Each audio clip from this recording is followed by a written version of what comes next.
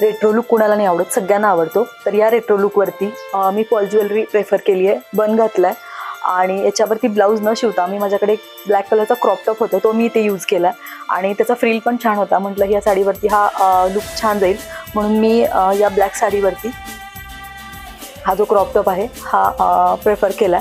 दिसायला पण खूप छान दिसते आणि एकदम असं फिश टेलसारखा शेप दिसतोय साडीचा. अशा प्रकारे तुम्ही तुमची एखादी जुनी पुराणी किंवा सिंपल रेट्रो लुकमधली साडी आहे ती तुम्ही अशा प्रकारे स्टाईल करून स्वतःला मस्तपैकी फ्लॉन्ट करू शकता. या न हो किसी आशिक ने कुछ ऐसा कर जाए, 100 बार जन्म ले तेरे लिए तेरे इश्क में मर जाए. जो किया न हो किसी आशिक ने कुछ ऐसा कर जाए, कहना